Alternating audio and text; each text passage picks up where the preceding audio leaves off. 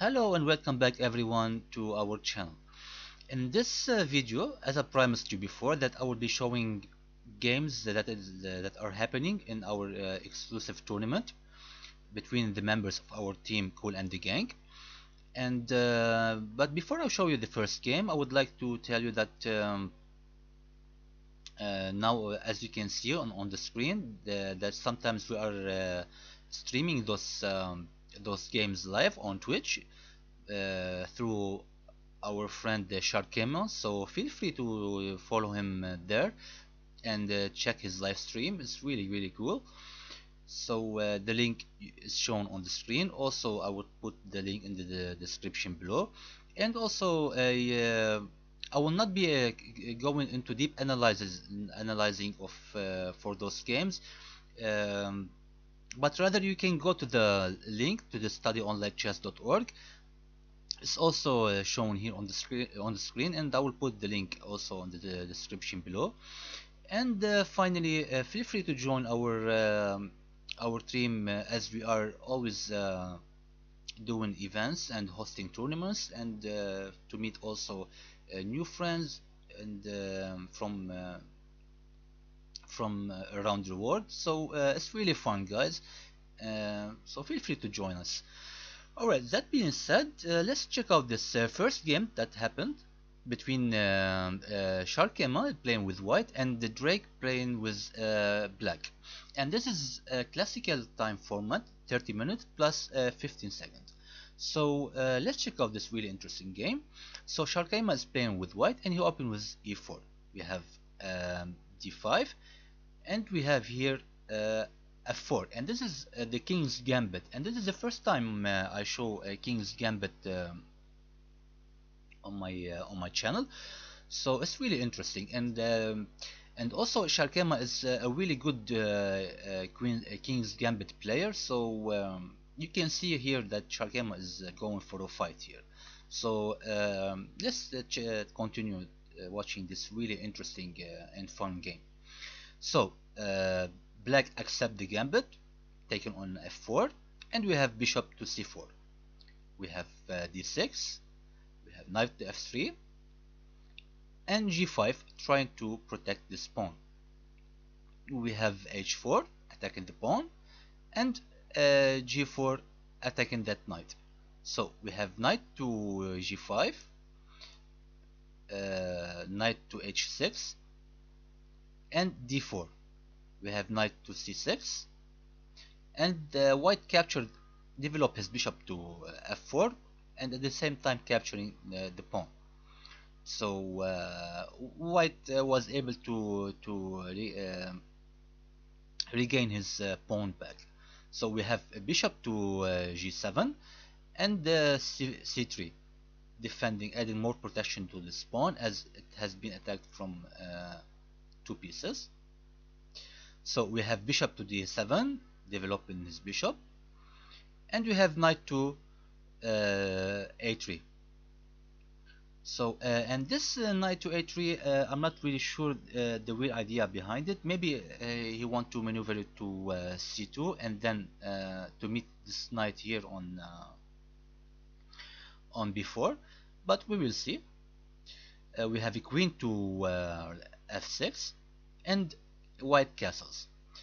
So and black castles queen side, and whenever you see the opposite king side castling, so you can expect a lot of fireworks and a lot of attacking game, which what happened in this game. So really interesting.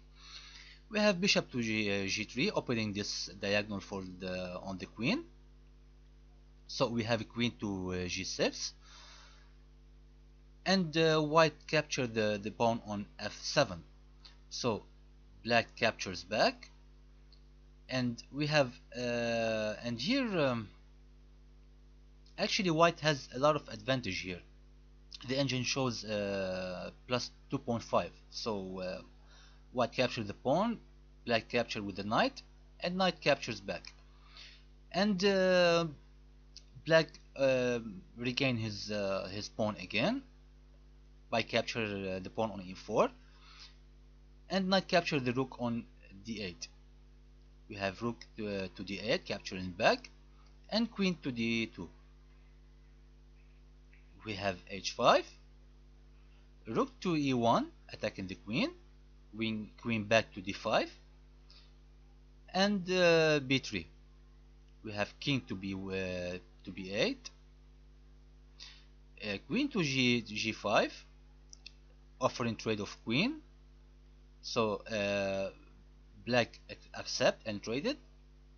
And here we have I mean, white was able to create some sort of a passed pawn here on the g file. So we have rook to g8 and rook to f7. So the rook goes to the 7th rank, attacking this bishop on undefended bishop on d7. We have king defending it, and pawn d5, attacking the knight. Knight goes to d8, attacking this rook. We have rook to e7. Now you have a rook battery on the e file, trying to control this e file, and black captured the pawn on c3.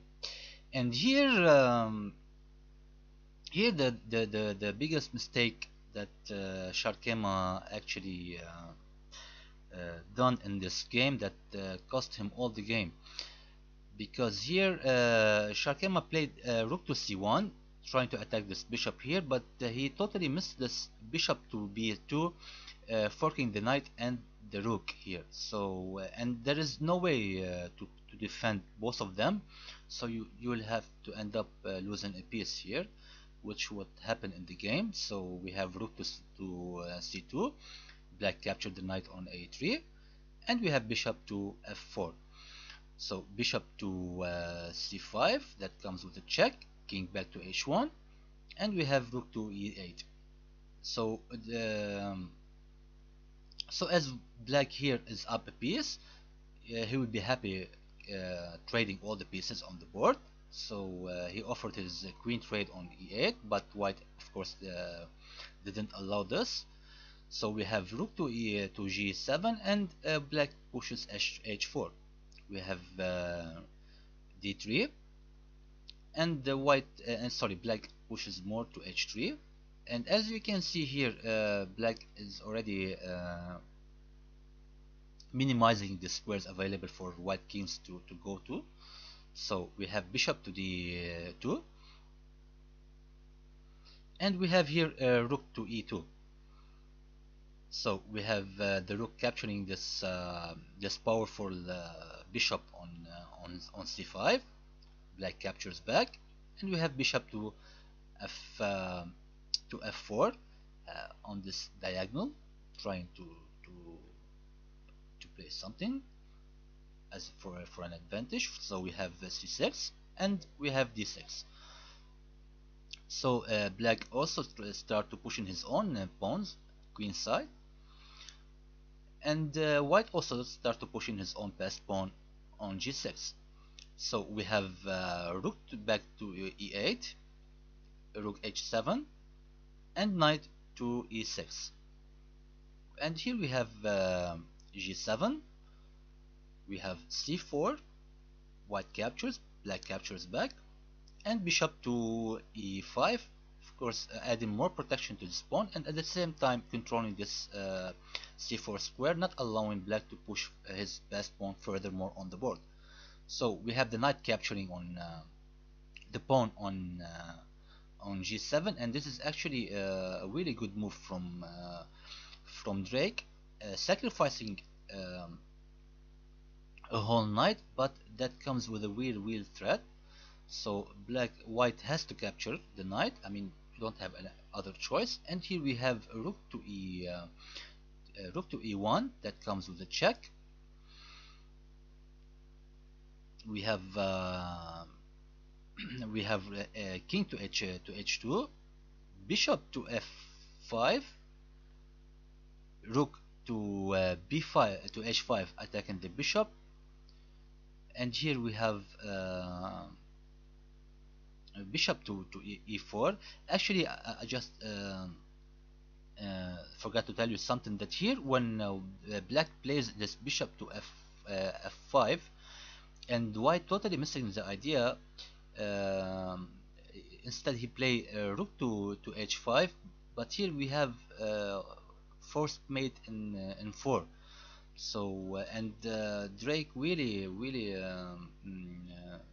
played the best moves here. So he play this bishop on e4, uh, eliminating more squares for the white kings to go to. And as you can see here, all the squares are not available for the king for white kings. And in this position, and it was in this position, white resigned the game, because I mean here wherever white plays there is forced mate in 3. I mean I can show you some continuation from Stockfish. uh, you can prolong this game furthermore, but it will be nonsense actually. uh, for example, this rook to h8 check, the king goes back and you have to give up your rook, and for some reason whenever Stockfish finds himself in a losing position, he like to give up all his pieces. So but anyway, the Drake can immediately deliver this really beautiful checkmate on h1, and it was all over. So congratulations Drake for this really great victory, and also congratulations Sharkema for taking this really in this initiative to play this king gambit, and which is very attacking game and very risky game. So congratulations both for this really beautiful attacking game. And thank you all for watching us, and I will be looking forward to see you all on Twitch and on our team as well. And as I said, also feel free to if you want to study to have more in-depth analysis for the games I'm showing here, feel free to check to go to the study on lightchess.org and check out the studies there. And also I'll be putting a small interview as I am interviewing me and Shark actually are interviewing the players right after they finish the game. I mean what are their thoughts about it. So it will be like small quotes from the interview. I will be putting them also in the description below, so feel free to check them out. And yeah, thank you all for watching, and I will continue showing that there are so many games that are being played here, so I will continue working on this. Thank you all for watching, and I will see you soon.